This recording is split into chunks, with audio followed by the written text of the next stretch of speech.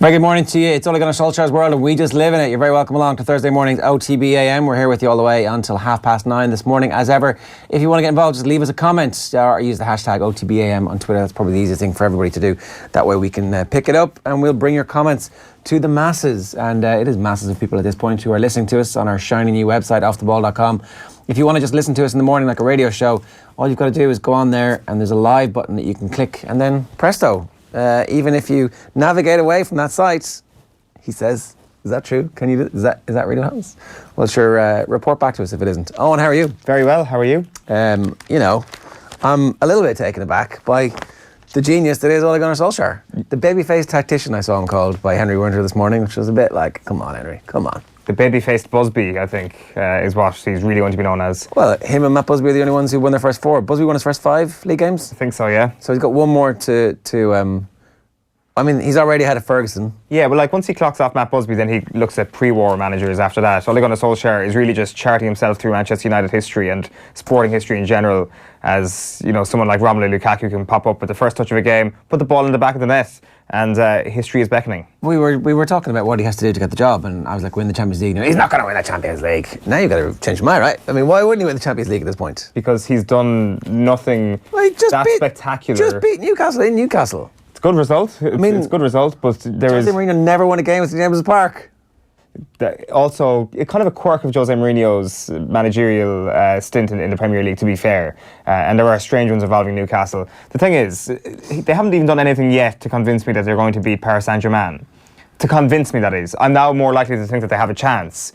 But there's nothing to say, there's something about this Manchester United team which kind of gives a lot of base to the idea that they can beat anyone on their day, which, to be fair, we were saying about Jose Mourinho's side, and this team, in their defence, are looking a hell of a lot better than that. When the draw was made against Paris Saint-Germain, didn't you think, ooh, that'll be a nice paddling over 2 legs, that'll be a fitting, suitable end to the farrago that has been the Jose Mourinho era? And now it's like, I don't know, there's a bit of flakiness about Paris Saint-Germain in these big European games.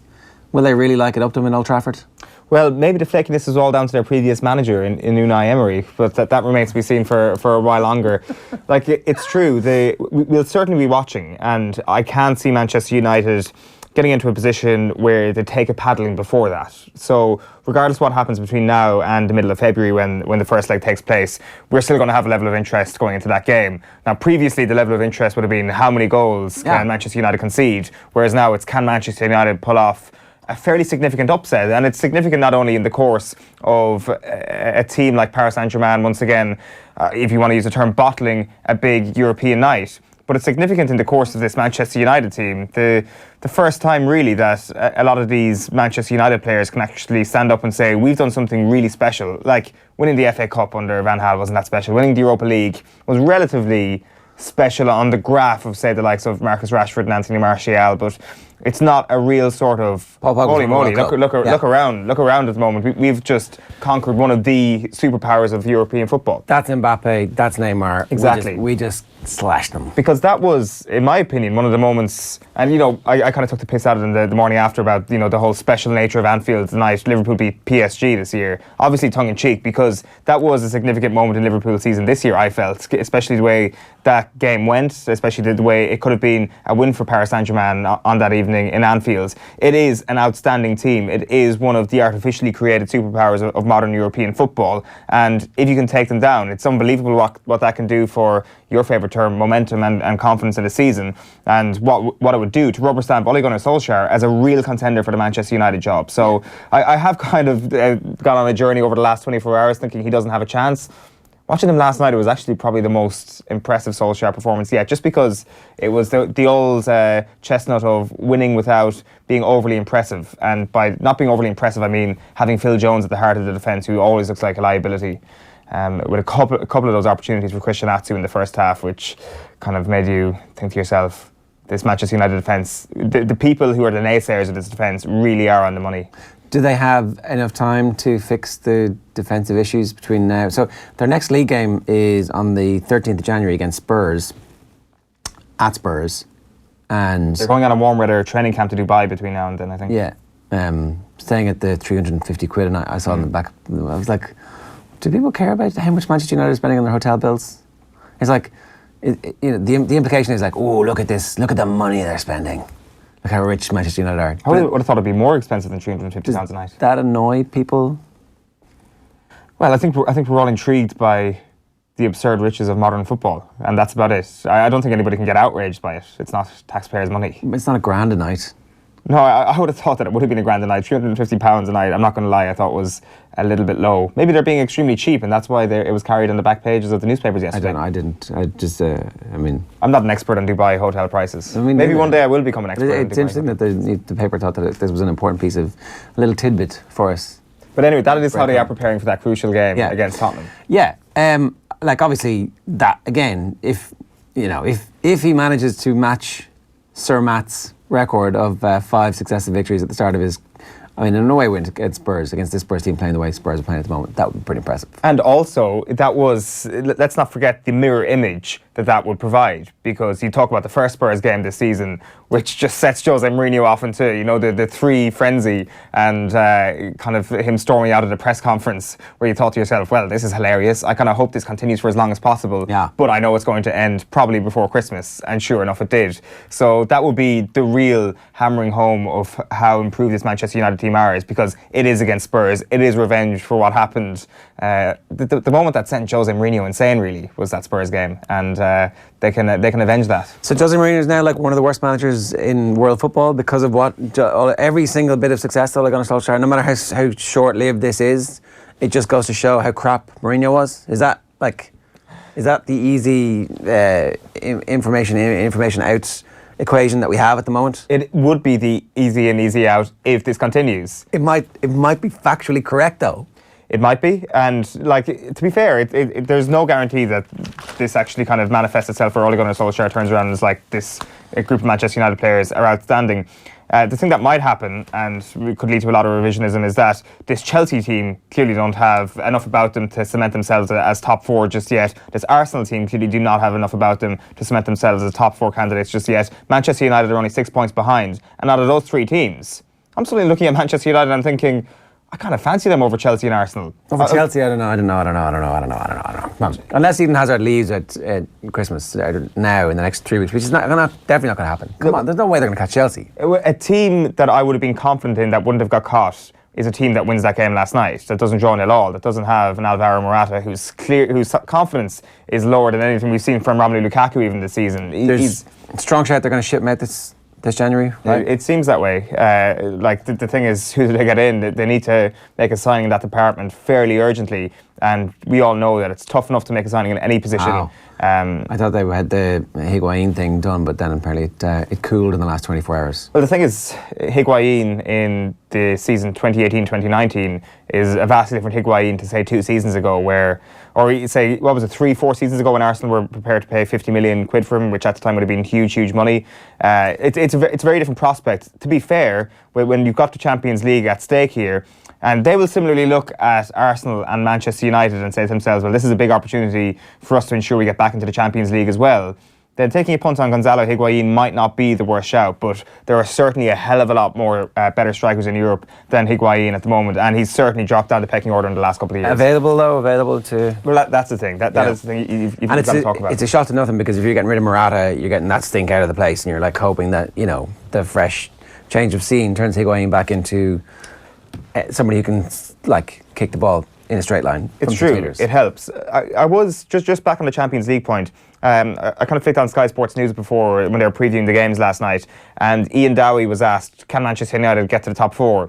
And he did that thing, when pundits try to be really poignant, where they just say one word and just say nothing else. He was like, no. And the studio kind of fell silent. He was like, what do you mean? What do you mean, no?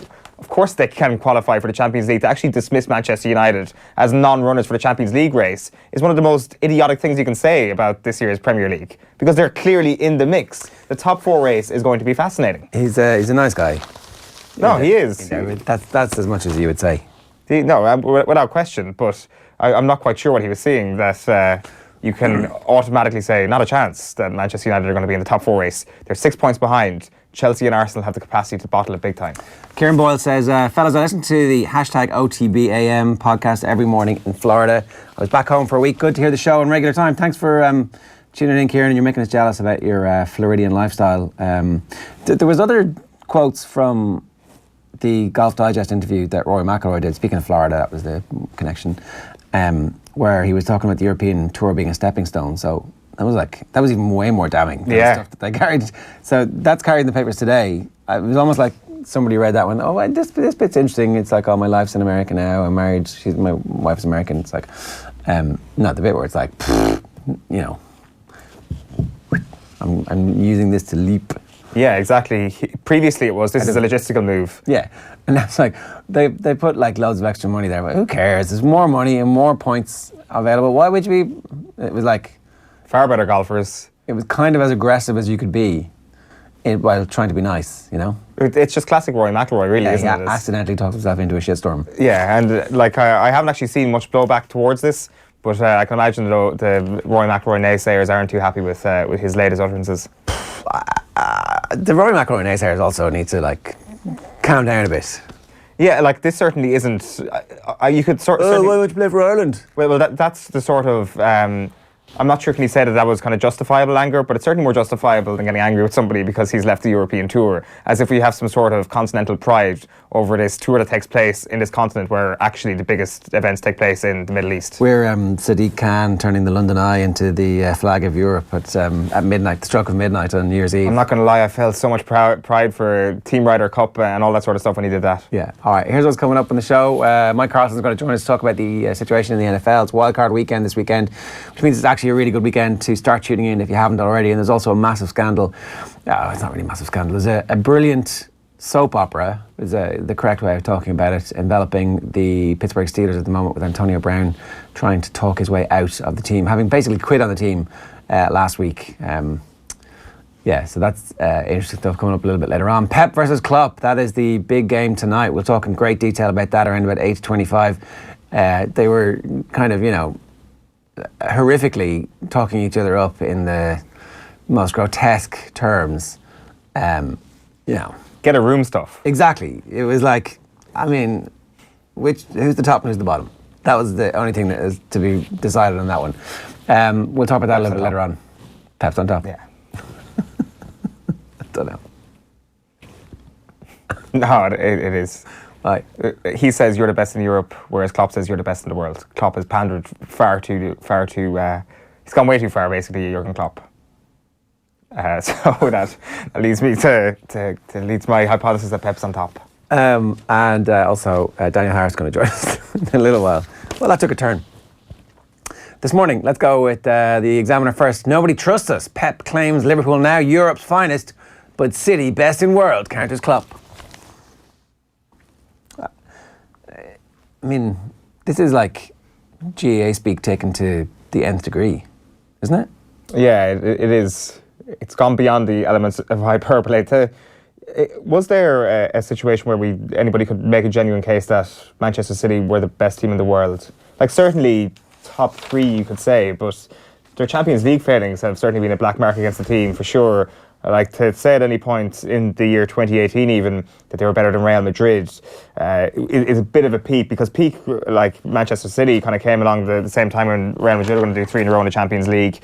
I don't know. I don't know if he said it at any point, and can you say that now? I think the way they've shown a lot of weaknesses over Christmas, I don't think you can say that whatsoever. So it's just Jurgen Klopp losing the run of himself, really, and trying his best to not make a big deal out of this thing, which is Liverpool being talked up by Pep Guardiola. Yeah, I think they can all deal with each other's the hyping up, but can't they? None of this matters. Even if Pep was to come out and slag off Liverpool, he did say it's been so long since they won, they're going to start feeling the pressure. So that was like the mind games, but the mind games not quite at the level of Ferguson.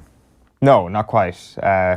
What do you kind of expect him to do, though, is the question. Like, what do you want Pep to come out and actually say to actually get to stir the pot properly?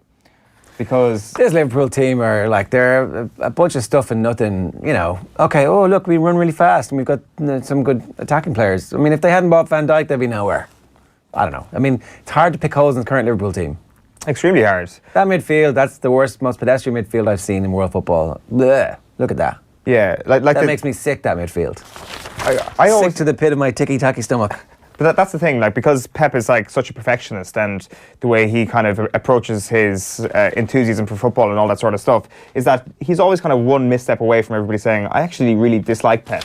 He's not a dislikable man, but you always feel he's one line away from becoming somebody where you're like, I actually don't quite like the way you're speaking there. So I think he tries to overcompensate for that, and I think he's got a realisation for that on his end as well. Yeah. Maybe I'm wrong about that, but I don't know. I think Pep sometimes just kind of teeters very close to the point where he could become Fergie if he wanted to. Fergie? Yeah, he could say something that is like, oh God, this guy really thinks about things in a twisted way towards opposition managers and things like that. Yeah, I'd say Pep is very good at censoring himself.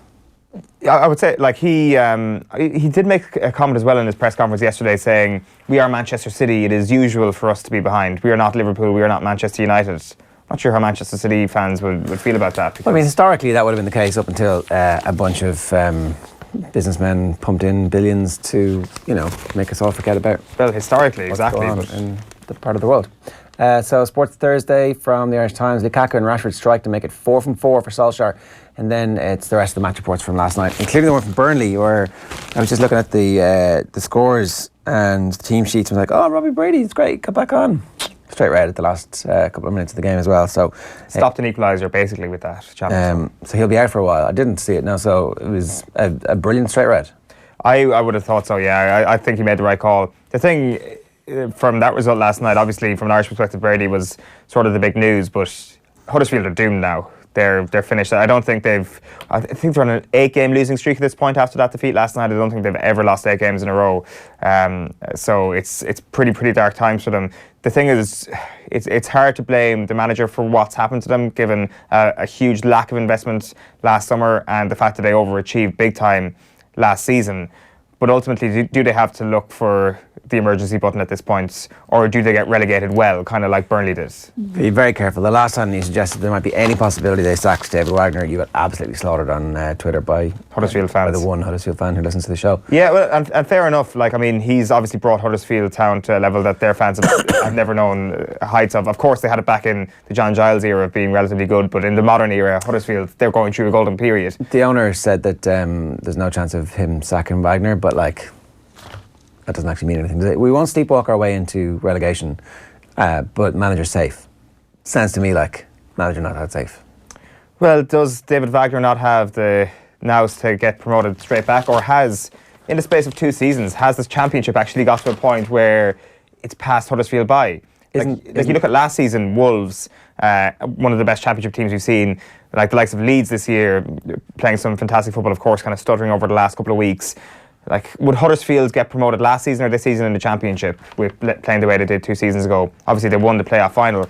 So there's an argument to be made that they wouldn't. So they're going to have to make a step up again and not fall off too much when they do get relegated, because I think that is going to happen. I think Wagner's obviously a really good manager. I mean, he has to be, yeah. And that doesn't necessarily mean that they won't sack him, because the owner's trying to sell the club as well. So, much easier to sell a club that's still in the Premier League than one who's just got relegated, although there is obviously the partial payment. So, Wijnaldum, the unsung hero, on Liverpool's charge.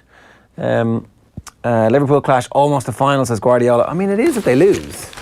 If they win, it still isn't. I mean, obviously, it's not quite a fatal blow to Liverpool or anything. A 4-point lead at this point of the season. Not at all. The thing is how they react to that. Like, there's some interesting stuff in the Telegraph this morning talking about, or Jamie Carragher rather, kind of sticking up for Liverpool and the fact that they're not bottlers whatsoever. And he kind of talks about, he goes through the 3 different periods where you could say Liverpool bottled a title challenge. And he talks about 2002, saying the problem wasn't overexcitement or pressure, but trying to chase one of the best Arsenal sides ever. He talks about 2009, which was Rafa and his facts rant, saying that they won 10 of their final 11 games. The only game that they didn't win was that 4-4 draw with Arsenal. And basically it was Ronaldo and United who were just too good for them in 2009. And then, of course, 2014, trailing City by 5 points at the midway point, which he says that people tend to forget. Won 12 of their last 14 games, with the Chelsea defeat being their only loss. And over those 3 run-ins, they had 27 home games over those 3 years and only 1 defeat. So he's providing us with enough statistics here to actually give us a fairly compelling argument that when it comes down to the home stretch, Liverpool have really just been too far behind for them to actually make up big numbers, bar, say, 2014. The fact that they bottle it in a big way perhaps isn't the truth. I mean, Of course, the idea of Steven Gerrard slipping is like the most beautiful personification of bottling something we've ever seen. Yeah, so let's not in any way diminish that. Let's not try and revise history. Oh no, that's just the ebb and flow of a season that evens itself out. They'd obviously had some really good luck earlier on in the year to bring them to that point, and this was the bit of bad luck. But it wasn't earlier on in the year. It wasn't earlier on in the year. It was throughout that whole run. They were lucky every week, and so they stored it all up. Maybe not lucky. I'm sure they had strokes of luck here and there, but they were playing absolutely magnificent football. It's the biggest bottle job in world sport. Like, it's right up there with anything. We do not let this slip. We do not let this slip. Like, it's spectacular. It's amazing. Comedic. It should be made into its own 5-part HBO dramatic series one day, hopefully. But ultimately, is it the biggest bottle job in sport? I don't think so. It's just the most dramatic. I mean, it probably isn't the biggest bottle job in all of sport. There was like the Super Bowl 2 years ago. There was a horse winning the Grand National that jumped over a puddle and lost. Yeah. So but it's close enough. Yeah, it is. No, I would certainly contend that they bottled it within that microcosm of a game. And it was kind of funny given what Steven Gerrard had said previously. And when it came to what happened at Selhurst Park, that sort of stuff happens. You can have a slip, especially when you're in that sort of run. So I just don't think it's as significant. I tend to come down on Jamie Carragher's side in this. I don't think it's as kind of ingrained in the Liverpool psyche as we all think. I just want to remind you about our competition. We've got 2 pairs of tickets to give away to Leinster against Ulster this Saturday at 5:15 in the RDS.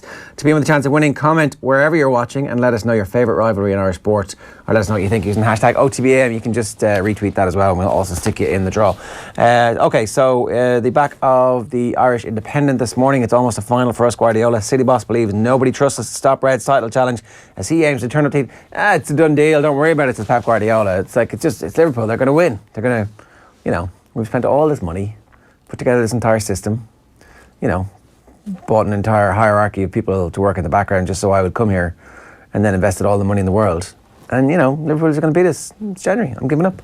Like, the obvious thing that happens tonight is that it's a draw, and it perhaps doesn't live up to the hype. I think it's hard to make an argument that it's going to be a dour affair just because of how the two teams play, but there's every possibility it's a draw. Like, is a 7-point gap from Manchester City, if they make that up with one of the most sensational runs home we've seen, is that a bottle job from Liverpool? Yeah. So I think 7 points is.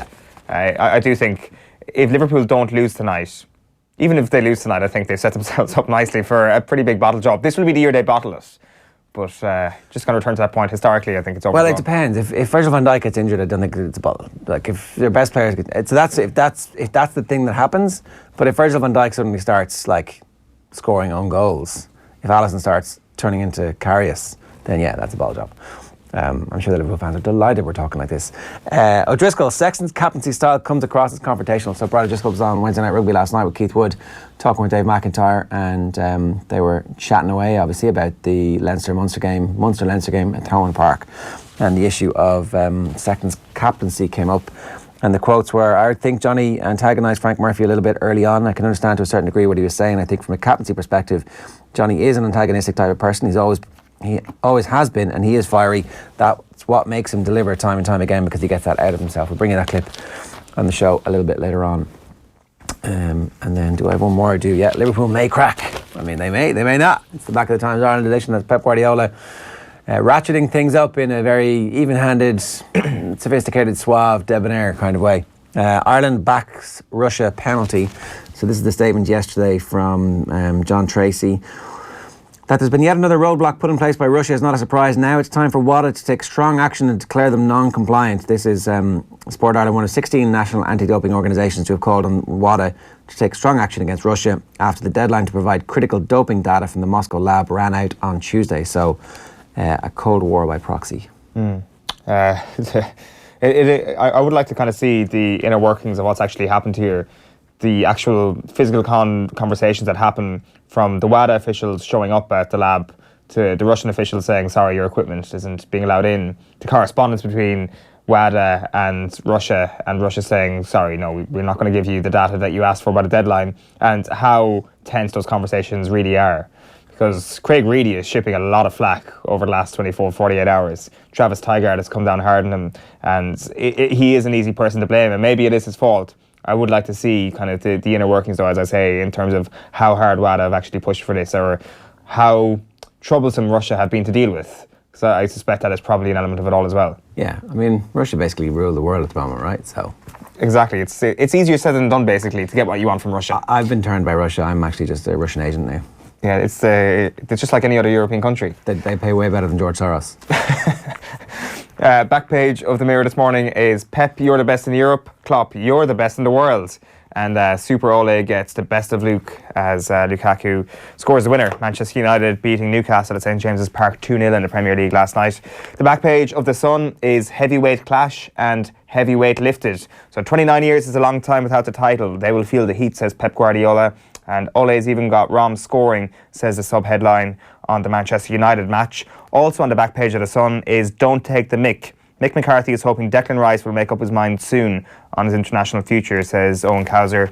We're expecting a decision at some point. We are in the year 2019, so Declan Rice's ability to play for England in March is not going to happen at this point. He's missed that deadline, it seems. But March is the deadline that Mick McCarthy has set for Rice to commit to Ireland if he's going to do so. Back page of the Irish Daily Star is thunderstruck. Klopp expects quick start, while Lukaku has the golden touch. Back page of the Mail is heats on Klopp. Pep says 29-year wait could rattle City's rivals, while Solskjaer super subs smash and grab. And then a couple of the UK back pages. I'll start with the Telegraph. Instant impact, substitute Lukaku scores after 38 seconds to secure Solskjaer's fourth successive victory. And they leave with Marcus Rashford on the back of the Guardian. Red hot, substitute Lukaku pounces within 38 seconds and Rashford adds second to maintain Solskjaer's 100% start.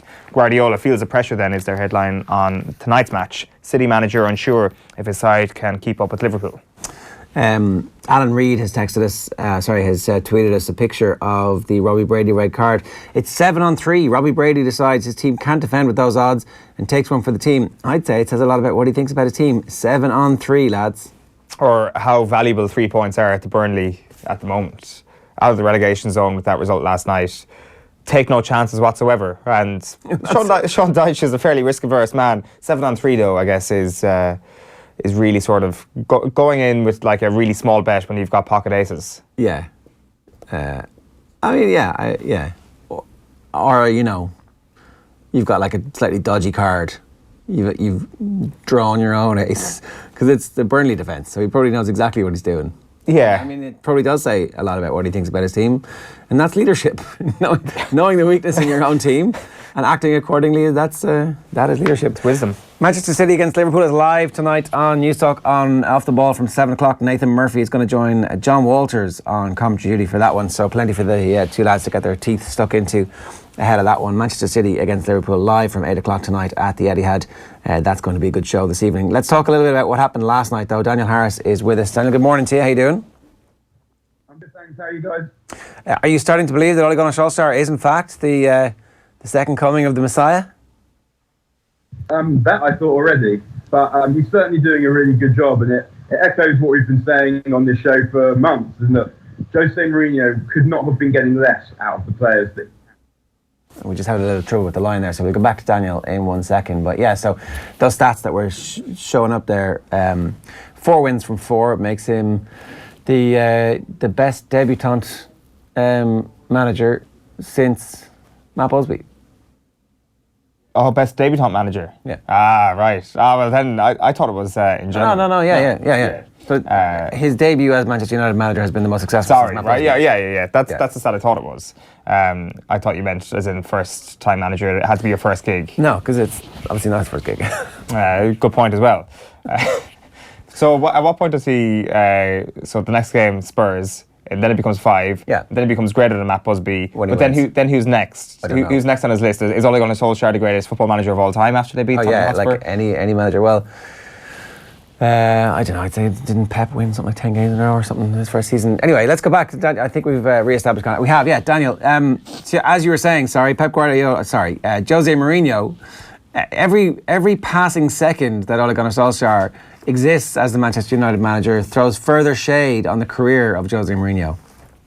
I wouldn't say it throws shade on the career of Mourinho because Mourinho had an amazing career before he came to United, but it is extremely funny that he's come in and immediately changed everything by doing probably very little, by speaking to people nicely, by being positive, and by allowing his players to express themselves. And in a lot of ways, he's the exact repudiation of everything that Mourinho thinks about football and everything that Mourinho stands for in life. And the way that Mourinho worked in the first instance worked very well because he retained that sense of mischief and that ability to bring people with him. But the kind of second half of Mourinho's career, he's totally lost that. And that's what we're seeing now with Solskjaer, who is not a pushover. He's not just someone who goes around being nice to everyone and people take advantage of him.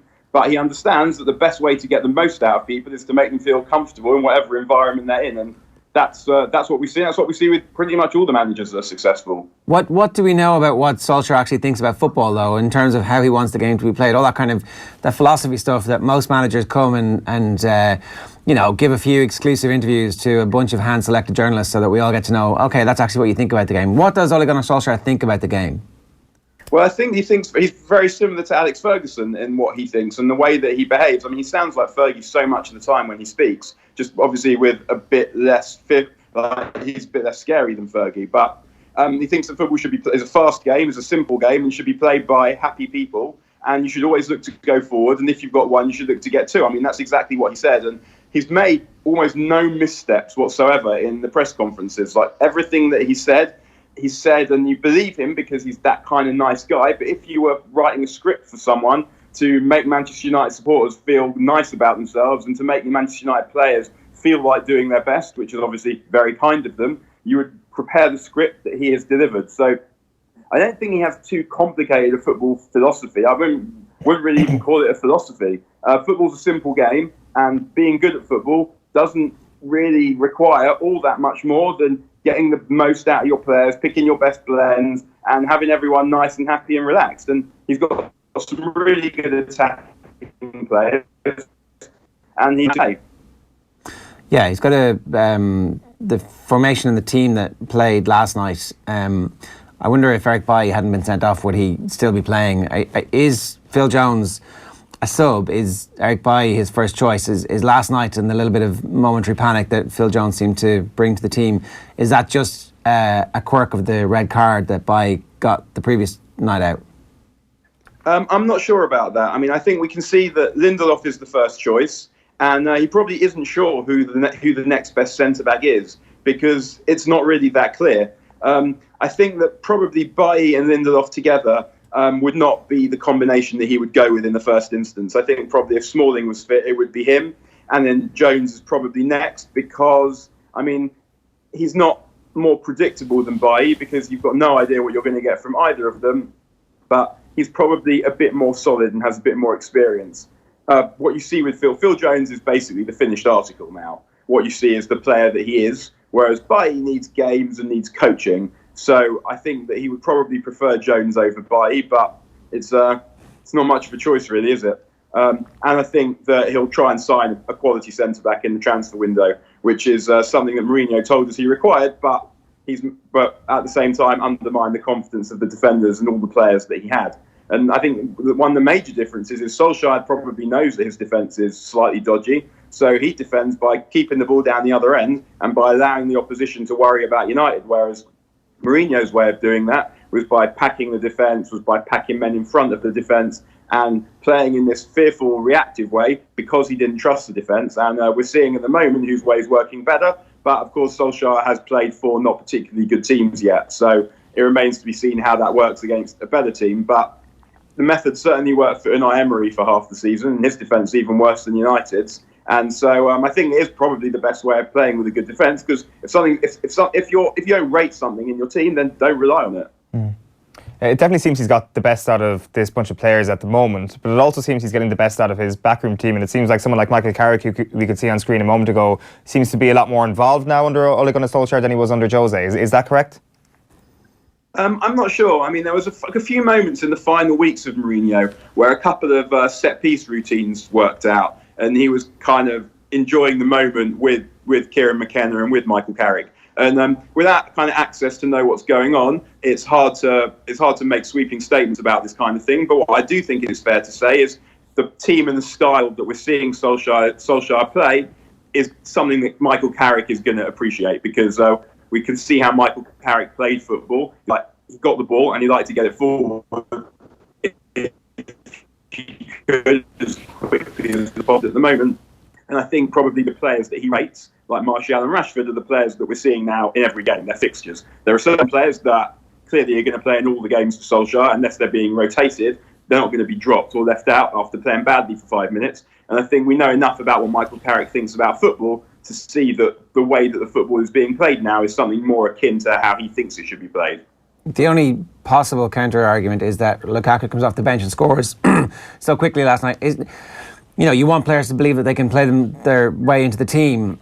Obviously, Solskjaer never managed to really play his way into the team, despite the fact that he was very capable of coming off the bench and scoring goals. So a little bit of a conundrum there. I'm not sure. I mean, I think the thing that struck me when Lukaku came on was, in that circumstance, Mourinho would have sent on Fellaini. But there will be plenty of games for everyone. Solskjaer was never exactly a fixture, but he still started lots and lots of games. He's famous for being a substitute because some of his most famous goals came as a substitute. But, I mean, he scored more United goals than Andy Cole did, I think.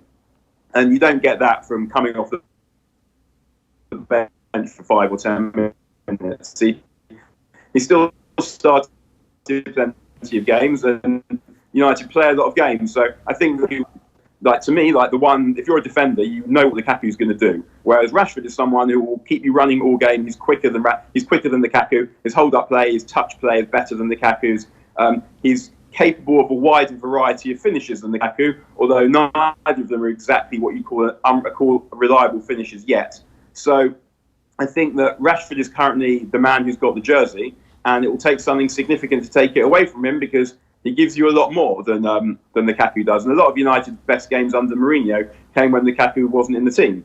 That doesn't mean that Lukaku doesn't have a lot of improving. He's still available to him, and he's got someone who can coach him to do that, at least until May. But for now, I would always have Rashford. And I think it was quite significant in the Mourinho era that when he needed a centre-forward, Zlatan left. So I think he scored 25 goals, roughly. And so Mourinho needed to replace 25 goals in a team that already didn't score enough. So there weren't that many strikers on the market. There was basically the two that it came down to for him were Morata and Lukaku. And Aubameyang was also around. But what he did was he ended up going for Lukaku, who was a known quantity, scored goals in England before. Whereas a manager with a bit of imagination might have played Rashford at number 9 from then. And although he wasn't someone you wanted to rely on to be your team's main goal scorer at that point, he'd have gone and bought a goal-scoring right winger in the number 10, one or the other or both. And that would have been the way he'd have got around it. He'd have got more goals from around the team by playing in a more attacking style with more attacking options and spreading the burden for the goal scoring around. Solskjaer has now done that. He's getting goals from Pogba, Rashford scoring goals. He's got Martial, he's got Lingard. There's just a lot of goal scorers on the pitch so that one bloke scoring the goals isn't all that you require. And that was probably something that characterised almost all of Alex Ferguson's teams too. It was only the team that won the league in 02-03 where Van Nistelrooy scored almost all the goals, where you're basically reliant on one person to make sure that you won games. So I think that Rashford will keep playing and Lukaku will get his chances. He'll probably start against Reading and then he'll be out again against Tottenham. And that's what it'll be for Lukaku. And if he can win his place back... Yeah, we're just having a few problems with the Skype line this morning, which is unfortunate because we've really only one more question left.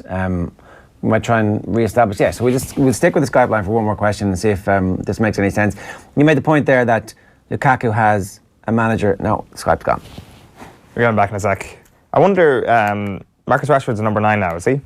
Are we looking at his performance last night, that finish, where he still had a bit to do and say, through the middle, this guy is outstanding. Like even in the first couple of moments when he kind of darted through the middle. Wasn't he always a number 9? Defense. Really? Well, like that's obviously the easy answer here. But was there not moments of brilliance that he showed, say on the flanks, where under Jose Mourinho he had these flashes where you're like, under a different manager in that position, would he be even better than he would be centrally? So the model is Thierry Henry, right? That's what and so Thierry Henry would pick the ball up deep. But he would still call him your out-and-out striker. Like that is what we're basing this off. But I guess when it comes to what makes sense from a Manchester United perspective, is it either side of a striker? If Lukaku ever finds form, that could be the case. I'm not sure. I still think the jury is still out. I think he's been brilliant centrally at the moment, and I think it's definitely leaning, as Daniel says, that way, that he is a number 9. I have one last question for you, Daniel. We've re-established contact there. So you were talking about Lukaku having somebody who can coach him up for the next 6 months. What does Olé Gunnar Solskjaer have to do before the ownership decides, actually, you know what, you can stick around because you're exactly what we need here? Well, it's a really difficult situation. He has to do more than beat the rubbish teams that United should be beating anyway, for sure. If he manages to beat PSG, if he manages to finish in the top 4, like let's say those two things, then there definitely will be a question to answer. What I wouldn't be surprised happening is if he were to do a good job, he might not necessarily get the manager's job, but maybe he'll get the director of football job or some kind of technical director job, because I don't think United will just want to throw him away. And the question will always remain is, what happens if he happens to be a really good manager? And it's not just the bounce, it's not just not being Jose Mourinho, it's not just making everyone feel nice in that kind of Carlo Ancelotti way, but actually, what happens if he's really good at this? And I think we'll see that. I wouldn't give him the job if I wouldn't say fluke the Champions League like Di Matteo, because when you win something, it's never a fluke. But Di Matteo managed to win the Champions League in a very particular way, where he had Mourinho's team who knew how to defend, who knew how to protect the lead, and they kind of managed to do it by defending very deep against Barcelona and Bayern Munich and getting away with it. And they won the Champions League that they would say they should have won years ago. I'd say that's probably correct. So if United were to progress in the Champions League, actually playing good football, and you were to see improvement in the players for some coaching and some improvement in the way that they behave tactically, and they were to finish in the top 4, then he would definitely have a pretty decent claim on the job. Because, I mean, when you look at who the other people might be, it's possible that he could do some stuff that Mauricio Pochettino has done, hasn't done. I mean, he would be the favourite. I guess if, let's say, Max Allegri wants the job, it would be kind of hard to give it to Solskjaer above someone who's done as much as Max Allegri has. But at the same time, if he does an amazing job and does some impressive things, you would definitely want to keep him around at the very least. But it's dangerous because United can't afford another bad appointment. Yeah, I mean, I see the merits of giving him an opportunity and not spending 20-odd million on trying to get Pochettino in just a transfer fee to help one of your main rivals in English football next season, to just immediately make them a better team. I mean, I know obviously you weaken them by taking away their manager, and so that's a kind of you're assuming that they won't be able to get as good a replacement for them. But there's definitely a reason to give Solskjaer if he does well. And I also think that maybe assuming that, or putting the proviso that he has to beat PSG, that might be too much. If this team qualifies for the Champions League by finishing 3rd or 4th, and they play good football for the rest of the season, getting knocked out by PSG, who have Mbappe and Neymar, might not also be a disqualifying factor. Yeah, I think that's fair. I think, but what you will need to see is you need to see United beating some proper teams. Yeah, it's not simply a matter of beating the teams that talent tells you they should beat almost every time, which they weren't doing under Mourinho, and that's what we've seen so far. If they were to beat Manchester City, if they were to beat Liverpool, if they were to beat Spurs, win some of those games and finish in the top 4, then you're starting to make a decent case. If they finish in the top 4 because Chelsea drop off, and looks like that's what's happening at the moment, they're regressing to the mean. If Chelsea drop off, United beat everyone that they should beat home and away and don't get results in the big games, that's probably not enough. It might be enough to keep Solskjaer around, because why would you not want someone like that around? But I don't think that you could say made an unarguable case to be manager just by finishing in the top 4 if it didn't include some pretty big results in it. And you're right, they don't necessarily have to beat PSG. If they don't sign a centre-back who's good in the window, then they've got very little chance of beating PSG. But they need to show that he needs to show that he's able to get proper results out of his players in crucial games, not just get good performances out of his players in the games that you'd expect United to win on talent alone, with or without him, really. That any manager almost you would expect United to beat Bournemouth at home, Newcastle away, and what he's done so far. Yeah, I mean, best case scenario here is that he does really well, decides that the director of football job is the one that he wants, is involved in appointing the new manager, runs the transfer policy for the next while, and then at some point, if the next manager doesn't really work, you at least have somebody in-house immediately who will always be the permanent manager in waiting if needs to be, or caretaker manager. Yeah, I mean, you see how some other clubs do it, where they have lots of ex-players involved. And sometimes you hear the ex-United players on television and think, seems strange that all this expertise and all this know-how has just been allowed to go to waste, effectively, to be wasted on television. And you've got someone like Solskjaer who played for Alex Ferguson for all those years, so he knows what it takes to win. He knows he'll have observed what good management is and how it's done. And it's not simply a matter of someone who's good at football. So you've got the kind of the first era of Fergie managers, Mark Hughes, Steve Bruce, Brian Robson, who've had varying degrees of success and varying degrees of failure at various levels of football. But someone like Solskjaer, who was around for a bit longer than they were, so he's seen the game change and evolve and seen how Fergie changed and evolve, that's a lot of expertise to allow to leave the club. So you would want that kind of thing around anyway. And I mean, it works quite nicely for Ajax, particularly working really well for them at the moment. It's worked for Bayern Munich also, where you have people who understand, and this whole kind of thing about he gets the club. And I mean, it's a lot of guff really, because football and football clubs are very simple and all quite similar to one another. But just those very simple values about understanding the kind of football that people want to watch, the kind of football that people should be played. So they should be played in the ability to judge what a good player is, what the mentality of a good player is. That kind of expertise and that kind of groundedness shouldn't be lost. So I think that it's good that they got Solskjaer was the perfect choice really for this kind of interim period. And it would be good to keep him around in the same way that I doubt there'll be many complaints if various other figures from United's past came back, the ones that people feel have expertise and are good communicators. Yeah, and to be fair, we can't actually make a real judgment on how successful the Solskjaer era is just yet. It'll probably be in February and March when they have those crucial games against PSG and Arsenal, Liverpool and Manchester City. But there is a sense that this is sort of reminiscent of what Zidane did at Real Madrid in terms of being a fantastic player-manager, that this seems to be the way forward for football clubs now. If you're in a bit of trouble, get in a manager who's going to steady the ship in terms of a personal level, but it might actually be more than a steady the ship job, that this is actually the future of football, that man management as the manager is the thing to be good at. That is your number one priority, and let your backroom team, let your head coaches, that's a separate role, take charge of tactics and all that sort of stuff. Yeah, I think that's really interesting. But I mean, I think in some ways, it sounds a ludicrous thing to say, but I'm going to say it anyway, that quite suspicious of Zidane, in that under him, Madrid obviously did amazingly in the Champions League, but they didn't do very much in the league. And you wonder actually if it wasn't Ronaldo and Ramos running that dressing room, and he had Modric and he had Kroos and he had all these players who were already there. So you wonder exactly what he did.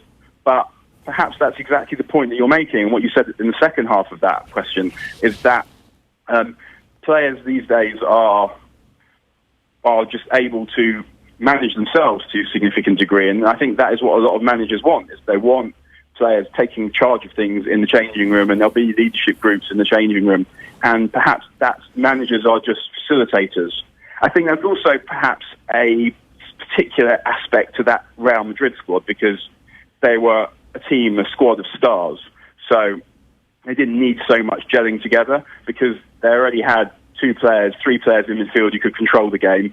They had one of the greatest players we've ever seen, Cristiano Ronaldo, and they had a commanding centre-back, so you could allow them to get on with it. I think with someone like Solskjaer, and you're going to need a little bit more than that, because you don't have players that good in every position.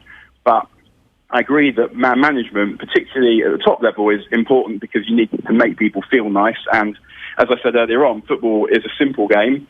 But at the same time, you look at other managers who are doing really well. You look at Klopp, you look at Guardiola, you look at Pochettino, and they're doing a lot of coaching. Yeah. They're improving the players that they've got, and they're also having them operate in fairly well-defined systems. I don't think it's essential that that is the case, because there's lots of different ways to play football, but I wouldn't say that the most important or the only element that you'd want from someone is kind of a bit of inspiration in what they've done before and some man management, which are kind of two things that work together, obviously, because if Zidane says well played, then if you're a player, you feel quite good about that, I'm sure. Of course.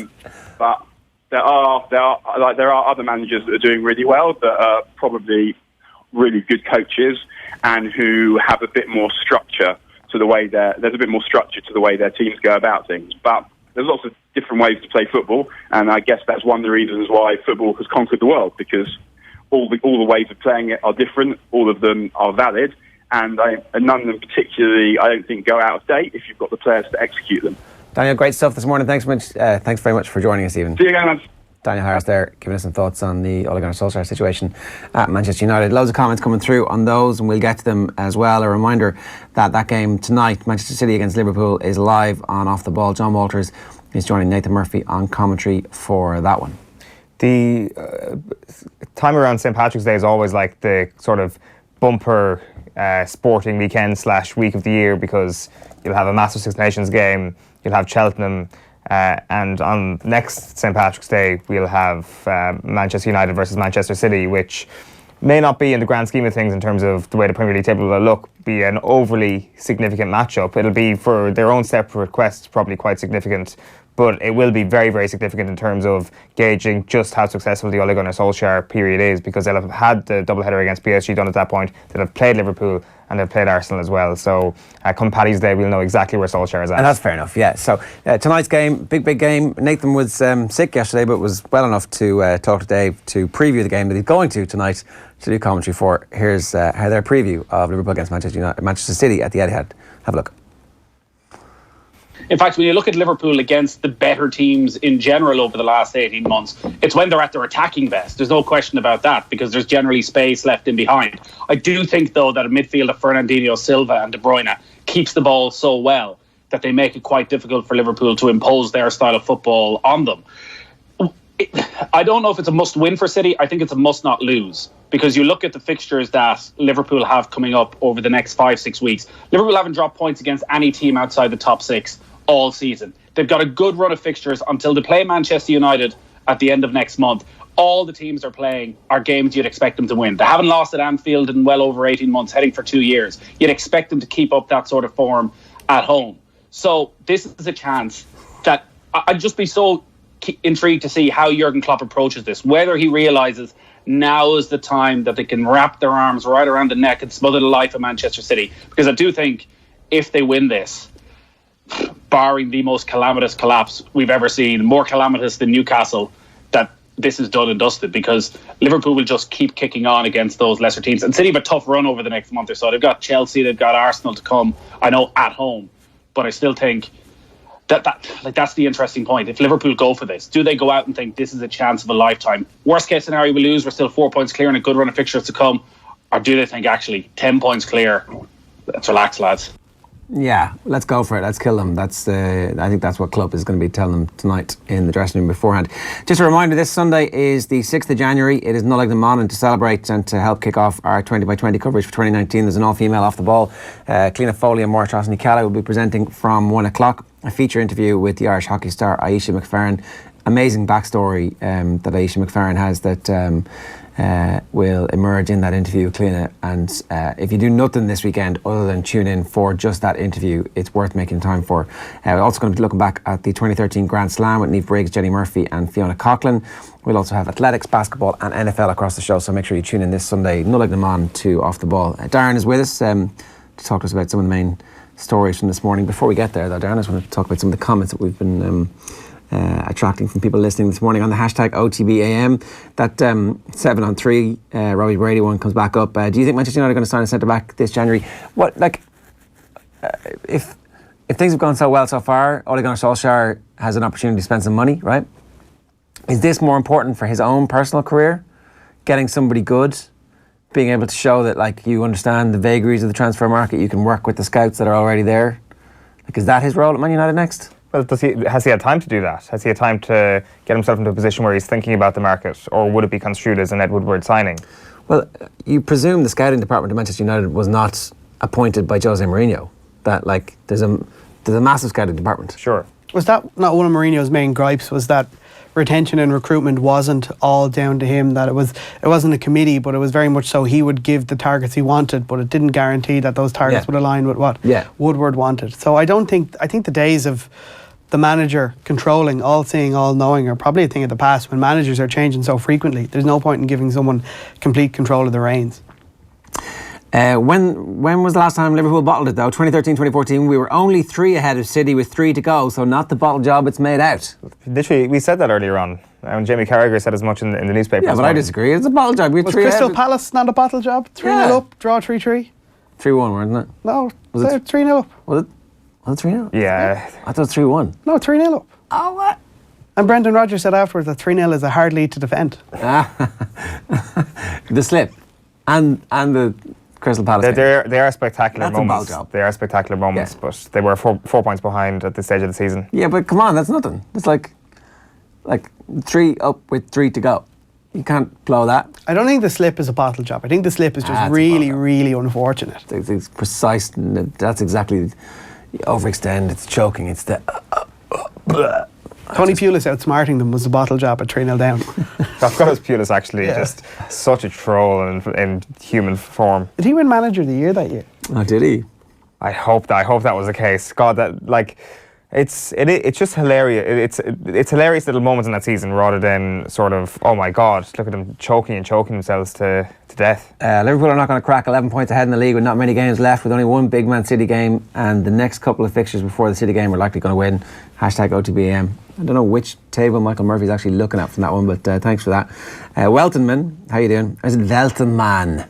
Is that the correct pronunciation? Yeah, you nailed it.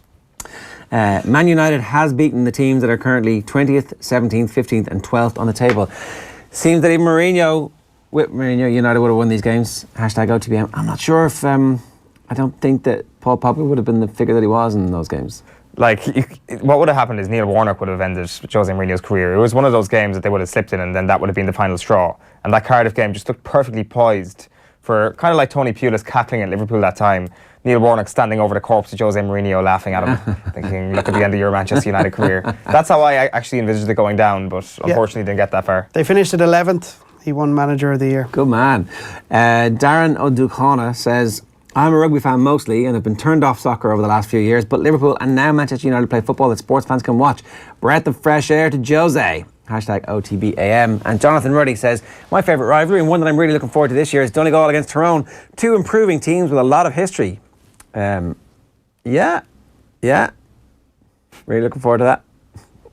I agree with him. It's like it is it's certainly a hipster's choice there, Donegal versus Tyrone. Yeah, no. it's the hardcore, old school traditionalists. You've got choice, great moments not like hipster. you've got great moments like Niall Morgan and Ballybuffet and things like that. Yeah. Exactly. So Yeah, okay. I'm on his side there.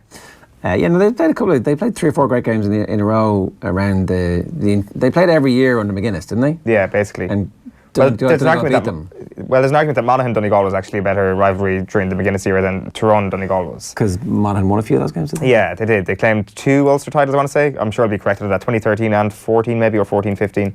When McGuinness was gone by 15. We were actually looking for individual rivalries though, so the sense is Sexton versus Carberry now a rivalry in the way that O'Gara versus Sexton was, and that Humphreys versus O'Gara was, and that Tony Ward versus Ollie Campbell was. No. GAA rivalries? Well, Carberry versus Sexton. Well, it's early days. It is early days. It might get to that stage. I do feel that they're just a little bit too far apart in their career arcs for it to be on the level of Rog and Sexton. They were proper competitors, whereas now there's a clear kind of depth chart that Carberry is the number 2 out half in Ireland and Sexton is number 1, and that is not going to change for the foreseeable future. Will it get to a point where Sexton is so bloody good at the age of 34, 35, and Carberry's like, now's my time, and it turns into a rivalry like that? Then you get something like Rog versus Sexton. Sexton is 33 now, so that is like 1 year from now. Oh, you do 6 months from forget. now. Yeah, like a fine wine. What year does his contract expire? Like 2-3 years time as well. the end of the 21, lines. was it? End of the lines, 2021, yeah. So like when he's looking for that new contract that year, not only will he be looking for a new contract, he'll be looking to hold on to the number 10 jersey for Ireland. That's when we can have that conversation. She's already got a new contract on. He works here now. Well, very, very good point. Stop talking about my colleague like that. The big game tonight, the focus. Liverpool hoping to torpedo Manchester City's hopes of retaining their Premier League title tonight. The sides meet at the Etihad Stadium, where a win for the Merseysiders would move them 10 clear of their hosts and 9 ahead of second place Tottenham. Liverpool have just 1 win in their last 9 visits to the Etihad Stadium in the Premier League. They've drawn 3, lost 5. They've conceded 20 goals in those 9 away matches to City. But Jurgen Klopp is Pep Guardiola's boogeyman. He's lost more matches against the German, 7 matches in total, than any other manager in his entire managerial career. The outcome could be a defining moment in the Premier League's title race. Liverpool topped the table by 7 points going into the new year, the Christmas break. No team has ever failed to win the English top flight from that position of safety at this point of the season. Ooh. We can hear from both managers now. Here's Jurgen Klopp in a moment, but first Pep Guardiola. At least let us think, that maybe we can win. Let us come here and have the opportunity to enjoy and say, maybe we can, in front of our fans, sold out, to enjoy the game and win. Would I say they're the best team in the world if nobody would ask me? No. So, but we talk about it. So we talk about the thing. It sounds like we have to go there and we are more likely to win the game than they. That's just not true. Last season we beat them 5-0 here, but doesn't count. I know that. So I know. So it's Liverpool, my friends. So is United the best team in England in all history?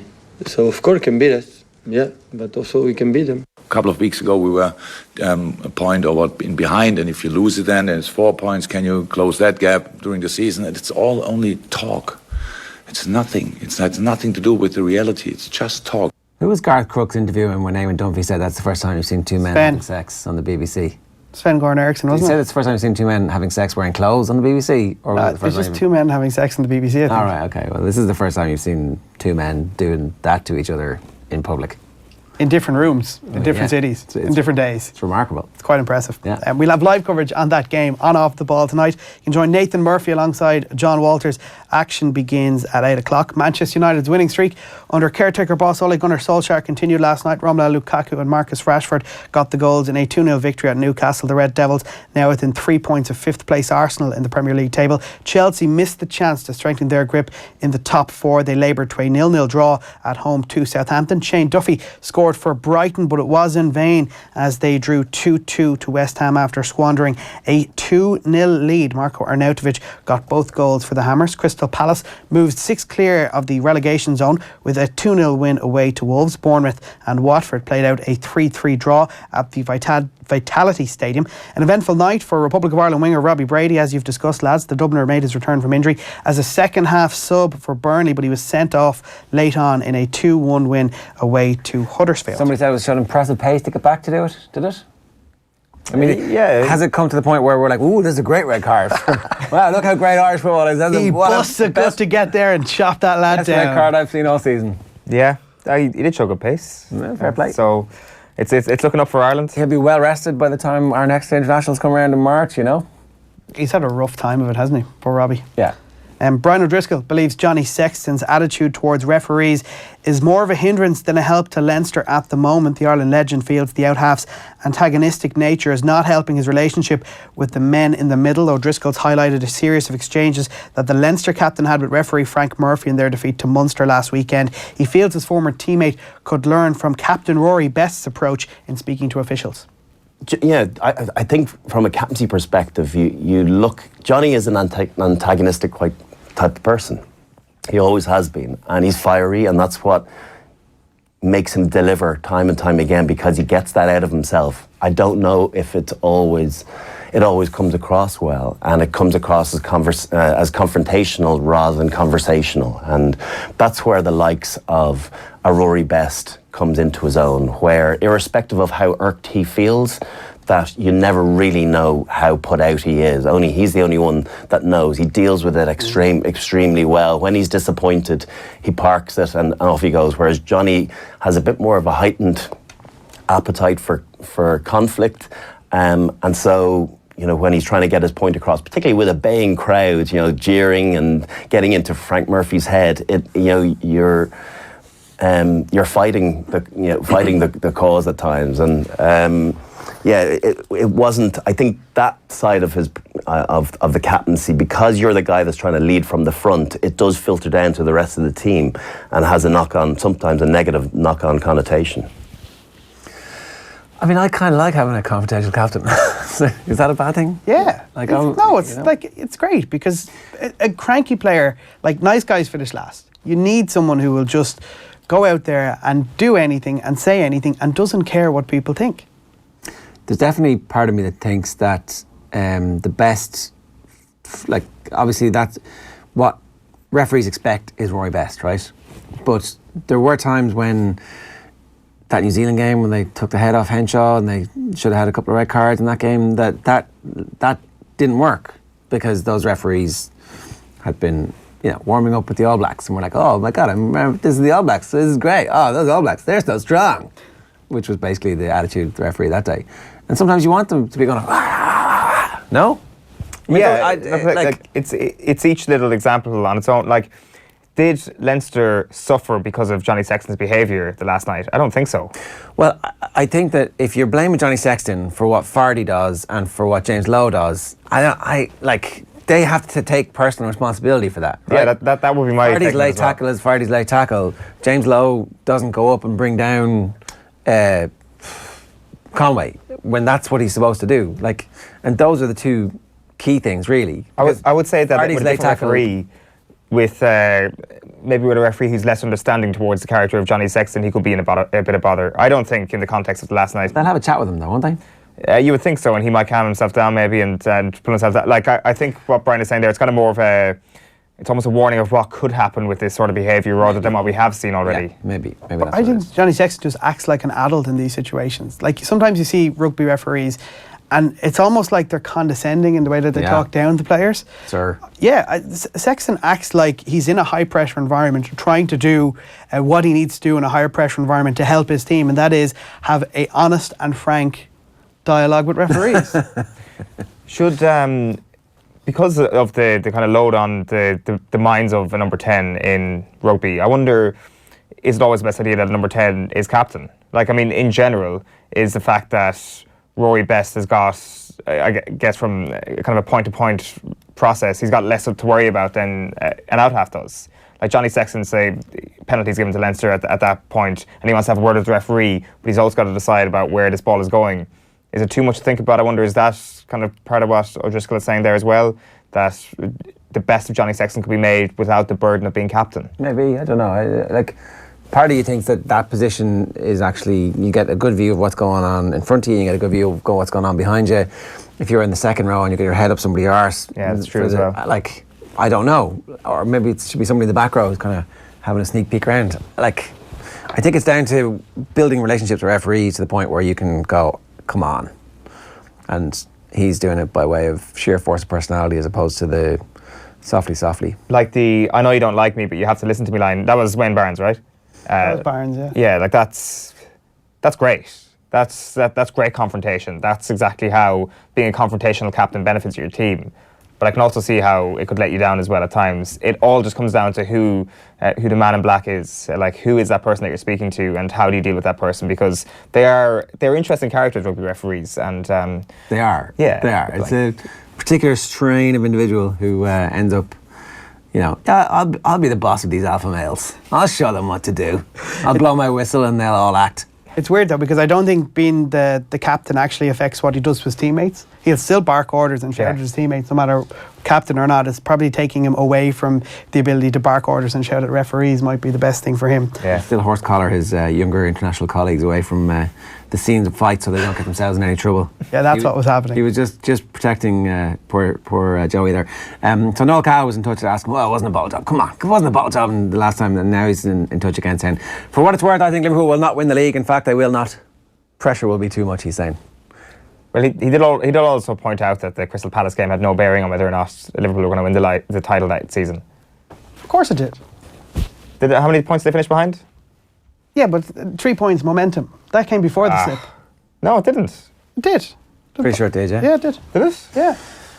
Oh my God, I've got this all arseways. Yeah. The way I remember that season, I wish I could blame it on it being 20 years ago, but it was literally 4 years ago, 5 years ago, really.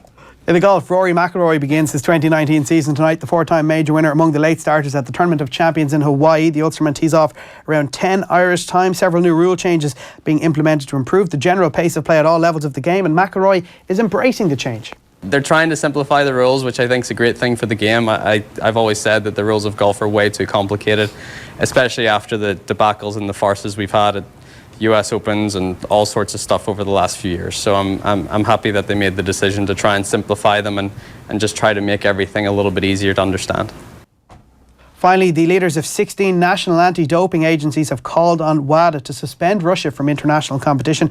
The Russian Federation has once again failed to comply with the conditions of the controversial deal to reinstate the nation. Sport Ireland among the bodies urging WADA to act after the Russians missed the deadline to hand over data from its anti-doping lab in Moscow. Last September, WADA lifted the suspension on Russia going back to November 2015. One of the conditions of that reinstatement was to allow independent access to the raw data held at the Moscow lab that coordinated and controlled the state-sponsored doping programme. Sport Ireland Chief Executive John Tracy says, as has been the case from the outset of this ordeal, there has been a continual shift of the goalposts in relation to the reinstatement of Russia's compliance. I have a point of information.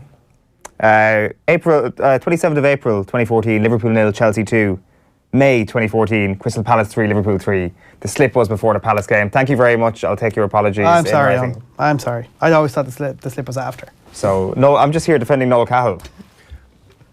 But so Crystal Palace does have a massive bearing. No, as in the slip ended the title. If they'd beaten Crystal Palace, they still wouldn't have won the Premier League. Oh. Yeah, but one is a failure of one player to keep his footing. The other is a failure of 11 players to defend. A 3-0 lead. But ultimately, it wasn't a bottle job because there was no title to be had. Okay. Thank you very much, Darren. We're going to talk with Mike Carlson about the wildcard weekend in the NFL and the Antonio Brown situation at the Steelers. But first, some more Brian O'Driscoll for you. Here he is talking about Leinster's indiscipline against Munster.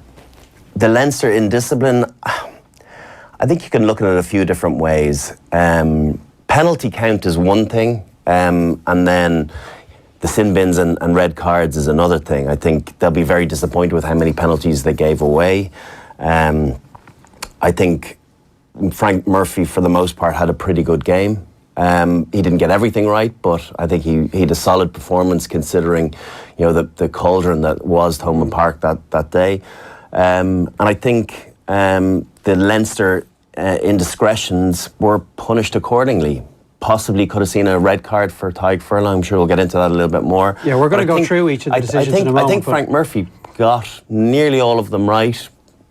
Probably Conor Murray should have gone to the bin as well. But as a 40-minute spell taken in isolation, have you ever seen a more ill-disciplined performance from a Leinster team? Not for a long time. It banged of them talking about not getting pushed around down there and not getting bullied, and it's almost as if they individually they lost the rag a couple of times. I think if you look at the Keane Healy, that's a sloppy one. The Fardy, is potentially sloppy as well. I don't think they're malicious. I think they're badly timed, as much as the Murray one is badly timed. So I don't think it's an intent to go out and maim, but I just think their timing was off, and as a result, they had to pick up the yellow cards and the red card that they did pick up. Yeah, more from Brian on all of our channels. You can go to youtube.com/Off the Ball and get a full Wednesday Night Rugby, or of course you can subscribe to our rugby podcast strand wherever you get your podcasts. Offtheball.com/podcasts is probably the easiest way for you. You can get your RSS feed there for whatever it is that you use. Now let's move on to the NFL. It's wildcard weekend. It's an amazing weekend, really, if you've only decided to start watching games in the NFL like Eoin has in the last couple of weeks. Then not a bad time to get back into it. But I'm delighted to say Mike Carlson is with us this morning. Mike, how you doing? I'm fine. I've gotten back into it. I watched that match at Thomond Park on Saturday. It was a good one. But I woke up this morning to find out that Mean Gene Okerlund died last night. So a moment of silence for Mean Gene, the WWF interviewer, ringside interviewer, and announcer, and all. He was a master of what he did. And so, what was so special about what Mean Gene was able to do? Oh, when you're interviewing professional wrestlers, you have to be able to do that kind of faux double take at all the extraordinary things they say, and at the same time, big up the ones that are supposed to be bigged up. And he was just very good at it. I watched in tribute. I watched this wonderful YouTube clip of Don Morocco and Mr. Fuji doing stand-up comedy on the late night talk show that Gene Okerlund hosted for WWF for a very, very short time, and it's hugely funny. One of the other stories that we wanted to talk to you about before the wildcard weekend was what's going on with the Pittsburgh Steelers. Jesse James described it as it's like the Kardashians. There's always something going on. He's the tight end who might be on his way out. And it is a soap opera. It is a soap opera. Kardashians is pretty good. It's like half football and half circus. What it is Antonio Brown got into a fight with Ben Roethlisberger, the quarterback, during the week before the final game against Cincinnati, and wound up throwing a ball either at him or at his feet because he said that Roethlisberger couldn't get the ball to him and kept throwing balls at his feet, and they got into it, and then he stormed off and didn't go to practice the next couple of days, didn't go to team meetings on Saturday, and showed up for the game as if he were going to play. Mike Tomlin didn't let him play. Pittsburgh won the game anyway, so in the end that was inconsequential, although it was a very close game with a bad Cincinnati team. They didn't get in the playoffs, and what you're getting now is a combination of the Steelers in discipline, and Mike Tomlin, known as a sort of quote-unquote players coach, who lets the guys go. They're a tough team that's kind of freewheeling. Antonio Brown's ego, which after this incident, many people, including his ex-teammate Ryan Clark, who's now a commentator, were talking about various incidents over the years where he puts himself ahead of the team. And then, of course, this weird situation where coming into the season, Pittsburgh were a Super Bowl favorite in a lot of people's minds, including my own, because they had the killer bees, Ben Roethlisberger, Antonio Brown, and Le'Veon Bell, the running back. And, of course, Bell never played for them. They couldn't get a contract done with him.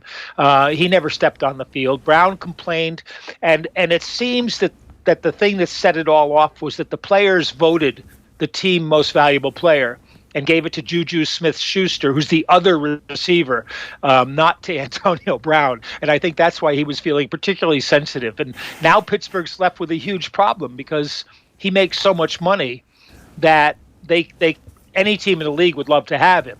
And his price is not unreasonable in contract terms. But if Pittsburgh trade him or release him, their salary cap will take a hit of something like $26 million, which is more than almost 15% of the cap. So they can't really afford to get rid of him, and they have to therefore come to some kind of accommodation to get him to play. He's a wonderful receiver, easily one of the 5 best in the league. There's been a glorious sequence of tweets that have been coming out, which we can pull up now. So this was his Instagram post, I think it was. My options may seem limited by people or circumstances.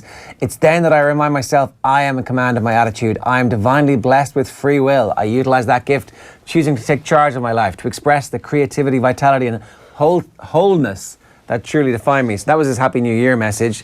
And then he starts following the 49ers on Instagram, and George Kittle gets involved. George Kittle's the best tight end of football at the moment. Football looking for wholeness. Yeah, it's a bit weird. Kittle goes, sup, AB84, and then Antonio Brown gets back with the emoji with the 2 starry love hearts in his eyes. And then after that, Richard Sherman gets involved too, and you're like, ooh, this could be, stick him in the Kyle Shanahan offense and let's see how it goes. Yeah, and like a good soap opera, this one's going to run and run. I think I would tune in every week to see. And it's sad in a sense that Pittsburgh didn't make the playoffs, because what they would do this week with Antonio Brown, were they in the playoffs, would have been the most fun thing to watch of all. Yeah, I mean, I half wondered if they made the playoffs, do they somehow get a deal done with Le'Veon Bell? I mean, I know that technically they can't. They weren't allowed to. They're not allowed to. Yeah, the time passed for that. Yeah, okay. Is there any sort of real sort of common denominator between the Bell situation and the Antonio Brown situation? Because the way you're explaining it there, it does seem that there is very different situations going on here. But could we say that Big Ben perhaps is a problem? I mean, he probably beat the life out of anybody in that locker room at the moment, but he's probably bigger than all of them. But I do wonder if he is the issue. That's a good point, Owen. And I don't think he is specifically or in the main part, but I think he's part of the problem in that not everybody, but Antonio Brown, I think, wants to be the star and thinks that the focus is on Ben and that Ben doesn't give him the service he requires. With Le'Veon Bell, he wanted to be paid sort of like a quarterback, but more specifically, he wanted to be paid both as a running back and a wide receiver, because he felt that the way that the Steelers used him, often lining him up at wide receiver, justified that. So he wanted to, so both of the players want to be rewarded, and I think in Bell's case, in Brown's case at least, I think he feels he's being held back somewhat by Ben, but in reality, Ben has been wildly inconsistent, but he's got the best pair, or one of the two best pairs in the league of receivers, in Schuster and Brown. So you can't be targeting one guy all the time. Yeah, is Roethlisberger overrated at this point in his career? Oh, that's a really hard one. I think in the sense that he looked kind of rickety toward the end of the season at his age and the number of hits that he's taken, probably. But he plays that kind of playground ball that the Steelers are so good at. When the game comes toward the end and things break down, that's when he's at his best. And when you go back and look at the Steelers' season, they lost games because Chris Boswell fell down on a kick, missed a kick early in the year. They lost games because Mike Tomlin made a couple of bad decisions. They lost games because Ben threw some bad passes. But basically, they should have been in the playoffs. No one really would have wanted to play them. And when you come down to a close game at the end, Ben's one of those guys that you most want to have on the field. Okay, let's move forward to Wildcard weekend. In terms of the games this weekend, there's a bit of doubt, really. I suspect the most doubt that people have is what's going to happen in the game between Dallas and Seattle. There was a sense that, certainly the line has telescoped a bit, and people are very unsure about how good Seattle really are, and also, I think, how good Dallas is. Yeah, I think that's absolutely right. Nobody can really get a handle on this. The other big factor is that the Seahawks are, generally speaking, a different team away from home than they are at home. They're much more aggressive at home, and it's much harder for an offense to play in their stadium with all the noise against that defense. So if you ratchet their defense down a step because they're on the road, it then makes them a little bit vulnerable. And Dallas is a good enough defensive team this year to be able to, if they play the game right, contain Russell Wilson, which is probably the key point in stopping Seattle. They're going to get their yards running, but if you can stop Russell Wilson from beating you with his creative play, scrambling and either gaining yardage on the ground or throwing the ball, they can beat you. And Dallas, nobody really wants to be convinced by Dallas, I think. You always look at the flaws, but they can run the ball too. And there's a lot of teams in this playoffs who are run first teams, and depending on their defenses to carry them through. And Dallas's defense has been surprisingly good this season. Yeah, that's interesting, because obviously when you think about Dallas running the ball, you think about Ezekiel Elliott, who's been in sublime form in patches this season. Like, when it comes to Seattle's run defense, is it good enough to stop him? Because it seems that if you stop Zeke, you've got a very, very good chance of beating the Cowboys. Yeah, it probably is, and that's the thing. They're strong up front. Bobby Wagner's had a fantastic season at middle linebacker. They don't really have a sort of Cam Chancellor figure yet, which they need, a sort of safety who can be the fourth linebacker. But McDougald's done a pretty good job for them, and their defense looks an awful lot like it used to. I think Seattle's sort of a year ahead of where we thought they would be, all told. And the real challenge for Dallas will be stopping, I think, the receivers. If they try to stop that Seattle run game. Tyler Lockett's been phenomenal for Seattle the past 4 or 5 weeks. He's always a deep threat, but he's caught the balls, every ball that he's thrown. And Doug Baldwin is Wilson's favorite receiver. And when Wilson starts scrambling, Baldwin's one of the best ever at getting himself open, and Wilson and he understand each other, where they're going to go when the play breaks down. So that's really the question for Dallas, is stopping those two guys, even once you've contained Ezekiel Elliott. Mike, the NFL season from this point forward is generally, with the exception I would suspect of the New England Patriots over the last decade or so, unbelievably unpredictable. And if you think back to this time last year, the point you're making about Dallas, nobody really wants to be convinced by them. Nobody really wanted to be convinced by the Eagles this time last year. Everybody thought that Foles had limped into the end of the season, and then all of a sudden, even within the playoffs, within that game against Atlanta, they should have lost. He throws what should be an interception that bounces into the hands of one of his receivers, and it's like, okay, they get away with that. Like, you think back to these moments changing the entire season. It's just it's a proper wild weekend this weekend in. I think so. I'm looking down the matchups, for picking them, and I still haven't really picked the games. And I'm thinking, now that's a really good matchup. That's a really good matchup. That's a fantastic matchup. And Philadelphia Chicago is great because Chicago lost 4 games this season, and in each of the 4 games, the opposition scored 24 points or more. And if they didn't, Chicago won every other game. And when you look at the Eagles, you have to figure they can score 24 points, even against the Bears defense. So that makes that one fascinating. Foles has played just like he did at the end of last season, and the people are starting to realize the differences between him and Carson Wentz. The main one being he gets rid of the ball a little bit quicker, gets sacked fewer times, and goes deep downfield more often. And that's the way the Eagles offense works best. And to me, nobody's mentioned that I've seen, but to me the big difference in the Eagles in the last couple of weeks, Tim Jernigan is back, who's a defensive tackle, who they picked up last season from Baltimore and played really well.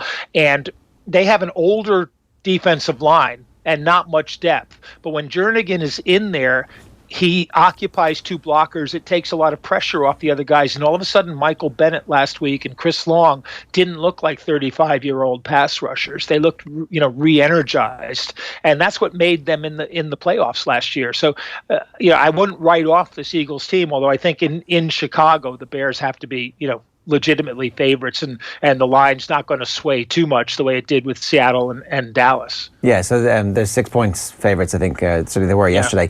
Just on the Nick Foles, Carson Wentz issue, at what point did Philadelphia legitimately think about trading Carson Wentz? Because you get a bounty of picks for Carson Wentz. You can get a multiple number ones from a bunch of teams around the league. At what point do you think, okay, this is worth it? It would be a huge risk to trade him, and a huge story. And the problem, of course, is that in the NFL, like in America in general, money talks. And Wentz is on his rookie contract, so he's a bargain at quarterback. Whereas Foles will be negotiating a new contract, which would be a whole lot more. And Foles can buy himself out of his contract. It's a two-way option. The team could release him, or Foles can buy his way out for a couple of $1 million. And on the free agent market now, Foles is going to be going for over $20 million a year. So it's highly unlikely that the Eagles can afford to keep him when they have Wentz, who, even if you were to say, okay, I think Nick Foles is a better quarterback than Wentz, which I don't think anybody is actually saying, but even if you did, is Wentz at $5 million that much worse than Foles at 22 or whatever he would get paid? And that's going to be the kind of logic the Eagles follow. Mike, I think it's pretty easy to make an argument against the line on this game. Like, you talk about defenses winning game or winning championships even as the oldest cliche in American sports, but and of course home field advantage, it comes down to favour Chicago Bears as well. But how important is the Trubisky factor in all of this? Because you look at him and you look across at the other offense and you look at not only a quarterback who's good in the playoffs, a quarterback who astounded the world last year and going all the way to winning the Super Bowl. How big a factor is it that Mitchell Trubisky just hasn't proved himself at this level yet? It's a good point, and the Bears' offense has never been convincing this year. They're where they are because of that defense, but the defense has played so well and created so many turnovers that they've been able to win. In the last 4 games of the season, they allowed a total of 42 points, which if you do that, you're going to win every game you play.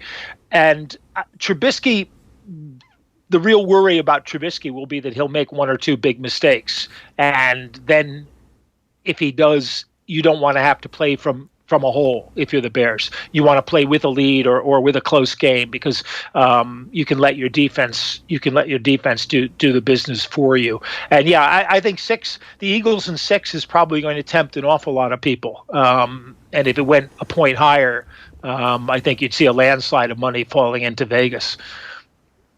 The other massive matchup this weekend is what we're going to see from the pass rush of Houston and what they're actually capable of doing, because JJ Watt was somebody who we wonder if his career was over. He's an absolute superstar. A little bit slow to come back in the early part of the season, just in terms of, the sack numbers were there, but the performances, everybody thought, oh, he's not quite the same player.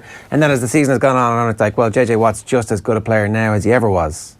Yeah, and it's not a glamorous matchup, but it's a really great one because Indianapolis and Houston played twice during the season, and Houston won in Indy by 3. Indy won in Houston by 3. They match up well because Indianapolis protects Andrew Luck better than any team in the league, basically, partly because Luck is smart and knows how to get rid of the ball. So that helps to work against Houston's pass rush. And Houston are not a great offensive team. Deshaun Watson takes too many sacks himself because he kind of tries to make himself stand in the pocket and let plays develop. He only has DeAndre Hopkins as a downfield receiving target. Demaryius Thomas is injured. Lamar Miller came back this last week, and that makes a huge difference for them because they're another team that would really like to run the ball and play defense as their way of winning. And interestingly, the Colts defense is actually, like Dallas, is actually pretty good and very similar because their defensive coordinator was the linebackers coach in Dallas last year, Matt Eberflus, and the rookie Darius Leonard has just been outstanding at linebacker. Dallas has the rookie Kyle Vander Esch, who's also been outstanding at linebacker. So you've got two very similar situations. They play by swarming to the ball basically, and if Deshaun Watson, Russell Wilson, Deshaun Watson. Again, there's a lot of similarities in these playoffs. If he can make a few plays with his feet.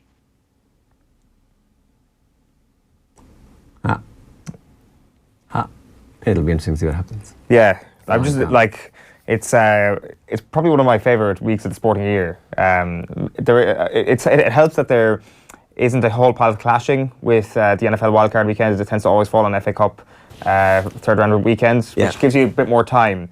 But it's just Saturday evening also helps. The fact that it's Saturday, like we got it a couple of weeks ago. Once the college football season's over, that's when my attention turns to the NFL because we finally get a bit of Saturday night action. It's like getting up at 5 a.m. on a Monday morning isn't exactly conducive to watching NFL. But this is the weekend where you're like, these amazing storylines all coming to the fore, getting to watch the games in full, particularly on a Saturday night, as you say, and just sinking your teeth into some of these matchups. It's fascinating. Like he was talking about Deshaun Watson there, watching a bit of him on Red Zone the day before New Year's Eve, kind of being sent out into the trenches. And we were just talking a bit off air about it. You were saying that it's not necessarily as bad as, say, Dak Prescott being sent out there. I think we've re-established, Mike. I just don't understand, Mike. Maybe explain to me why somebody like Deshaun Watson, who obviously suffered a terrible injury last season, is being thrown out there time and time again by the Houston coaches. I think he's been sacked 62 times this year.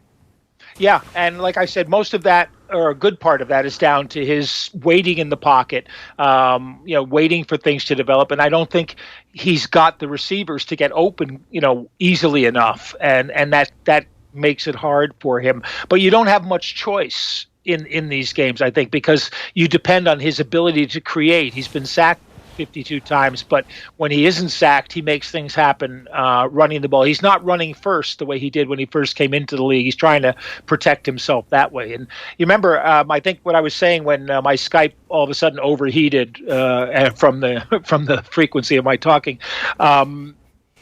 Back in week 11, we talked after that Rams-Chiefs game, the 54-51 game, about, is the NFL becoming an all-offensive league, wild shootouts and things like that. Well, if you look at the playoffs now and last week, you've got a whole bunch of teams that are defensive teams, run-first teams like Baltimore. Baltimore's playing the Chargers, which is a run-first team with a great defense against a pretty wide-open offensive team in the Chargers.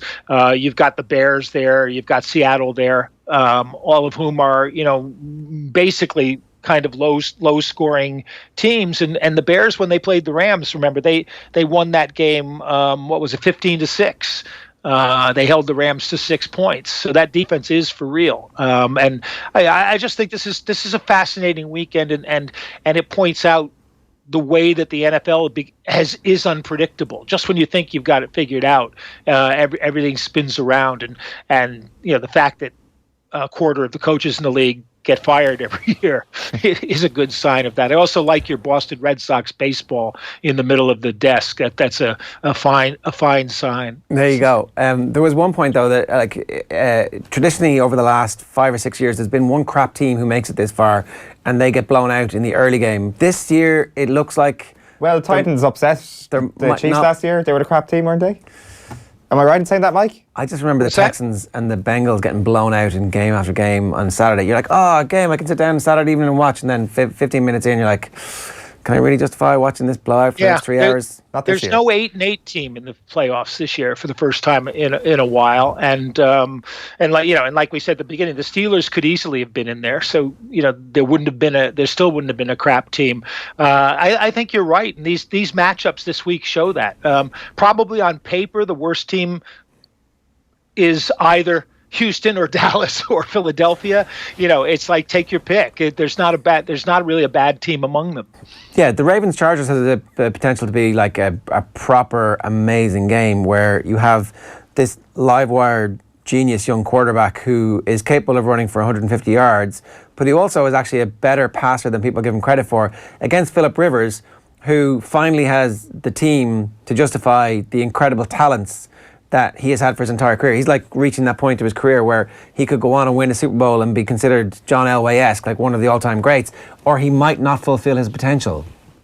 Yeah, and this seemed to be the year when things were going to go right for the Chargers, who are the kind of team where something always seems to go wrong and get in the way. But this is a hard game for them, not least because when you come from the West Coast and you have to play the 1 o'clock game, it's tough on your body. Teams that do that often are slow starting because their body clocks are still set on early morning California time. And we saw that with Seattle a couple of times, playing Carolina and playing Atlanta in the playoffs with very slow starts. So Baltimore is a very good defensive team at all three levels, and that's going to be the problem for the Chargers. Lamar Jackson obviously is the problem defensively for the Chargers, and they're a good defense, but they're a better defense pass rushing than they are. I think that's going to be the key for them again. And sooner or later, someone's going to stop the run by stopping Lamar Jackson and putting him out of the game, which is why in the NFL historically you don't see many quarterbacks in run-first offenses. So I kind of like the Ravens at home in this one. Okay, so if you had one pick that you were, advising us all to put our money on. I was going to try and find a subtle way of saying that, but there's no subtle way of saying it. What's your lock of the week? I'm going to say Baltimore, but simply because I have the most confidence in that. But I haven't looked at what the spread is, so take it with a little grain of salt. And I worry about Chicago, but I think in the end, I'll probably wind up picking Seattle, Baltimore, and Chicago. I kind of like the Seahawks going in, and I still haven't figured out Indianapolis and Houston. I'm kind of edging toward the Colts, but I haven't convinced myself yet. Yeah, fair enough. Mike, good stuff. Enjoy the weekend. Thanks a million for joining us. Yeah, thank you guys. Have a happy New Year. You too. We'll talk to Mike Carlson again real soon after this weekend, but definitely, if you haven't been paying attention, this is the bit where the coverage gets good. There's no red zone, so it's not quite as exciting. It's a bit more calm. No, but it's time to go out and get drinks. Well, the last red zone was crap as well because all the good games were later on. So I've kind of weaned myself off red zone to a certain extent. I'm looking forward to putting Mike in his place when the Eagles take down Chicago at the weekend. Despite the fact that I spent about 20 minutes actually looking at this game, and Mike's been studying both teams in close detail all year. But sometimes there's a bit of beginner's luck when it comes to tipping matches. So you're picking Chicago. No, Eagles beat Chicago. Did he not? What? No, he said he's a little bit worried about Chicago, but he's still backing them. Yeah, he was taking the points though, so it's a close game.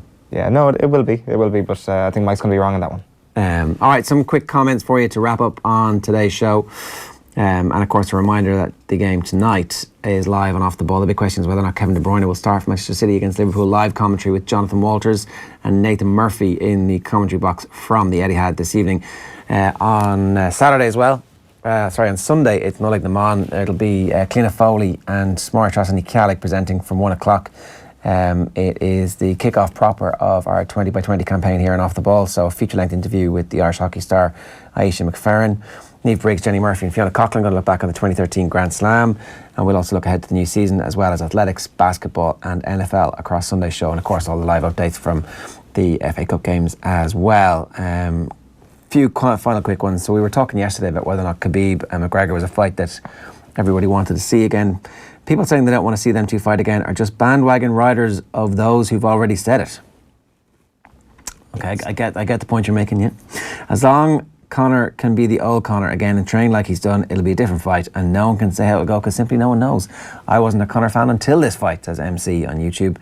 I hate the way Khabib fights, and I hate how people have become fans of his. I see Khabib as someone who's mastered a fighting loophole. Good for him. He can hold guys down and wear them out. 2-3 rounds later, go toe to toe. Personally, I don't respect that. Boxing fan there? Same dude. Same MC dude. That's an interesting take on Khabib, actually. I thought it was just kind of real respect for what he does, because it's obviously a huge part of the sport. Isn't that the whole point? Otherwise, you're just a boxing fan. Yeah, exactly. Yeah. That is an interesting take. Do we want to see it again? Your point was that we definitely don't want to see it again because it's going to be so straightforward for Khabib, but the UFC obviously want to see it again because I think it'll do fairly good numbers for them. It'll probably do just as well, if not more. Yeah, look, it has the whole brawl thing to sell it on again, which obviously they'll do, which, you know, I mean, we're talking about the lowest common denominator marketing in the world here. And they will definitely use the brawl as promotional material, without question. So I guess it's inevitable that fight will happen. Sound Sean, we'll be the judge of that, Sean, says on YouTube, time and time again in the big games, he goes with Ginny, Hendo and Milner. Wouldn't be surprised if he does again. Hendo always does well against sides that push on. It's the low block sides he struggles with. Well, and has been doing better at that this season. I think he starts Hendo. I think he probably starts Henderson too. Henderson is probably the question mark there. There's no question, of course, around Gini, as he puts it there, because the big movement in football theory over the past couple of weeks is that if Virgil van Dijk didn't exist, then Gini Wijnaldum would probably be Liverpool's footballer of the season so far. And Sachin Nakrani's actually got a pretty good piece in The Guardian this morning talking about this, how he's Liverpool's best midfield performer in a number of areas. He's completed the most passes, he's completed the most dribbles, all that sort of thing. But what's really impressive is how Jurgen Klopp identified a set of skills that Gini Wijnaldum had that weren't being utilised too well at Newcastle United. So he had 11 goals in 38 appearances from an attacking midfield position, and Jurgen Klopp signed him to a few raised eyebrows. I don't think it was like, this is a ridiculous signing. I think people were like, interesting. And Jurgen Klopp obviously saw in him a tactical astuteness and actually mentioned it at the time that Dutch midfielders tend to think about the game in a lot higher way than a lot of other people, which I thought was an interesting phrase. And he's come in, and his reading of the game, his turning from defence into attack, particularly this season, has been unbelievably impressive. And as that listener rightly points out, he's the absolute lock in that three-man midfield. And it's all the more impressive given that they signed the likes of Naby Keita and Fabinho in the last 12 months. People that you might suspect would have replaced or would have been seen as an upgrade on Gini Wijnaldum, but the only upgrade that they needed was a better Wijnaldum this season, and he's gone on and done that. Yeah. Okay, one final comment here. Sexton is a winner and he hates to get beat. I'm surprised at the reaction of a lot of Munster fans. I would have thought they would respect the way he played, as that is the way they have played for years. Hashtag OTBAM. All right, it's all Munster fans, it's all respect. Why do you hate Johnny Sexton so much? It's all respect for Johnny Sexton. World Player of the Year, and all you're doing is pouring crap on him. Well, like if you're not going to pour crap on World Player of the Year, then who are you going to pick? Yeah, okay, you got to punch up, I suppose, is the way that goes. Stay tuned tonight on the radio from 7 o'clock, obviously. There will be pre-match preview, but the big game is live and exclusive on News Talk on Off The Ball this evening. We'll obviously be keeping everything else up to date on offtheball.com. Worth checking out, having a noodle around our new website. This show streams live on it every morning. It automatically crops up and opens up anytime we are live, and that's the same when we go live with all the rest of our output across the day. So the Keith Andrews Show, Wednesday Night Rugby, Thursday Night Football with John Giles, they all go live on offtheball.com. You can watch them, you can just listen to them if you can't wait for your radio fix every night on News Talk as well. So it's a whole new adventure in broadcasting. We'll see you again tomorrow at 7:45. Make sure you listen to that game tonight. We'll see you. Good luck.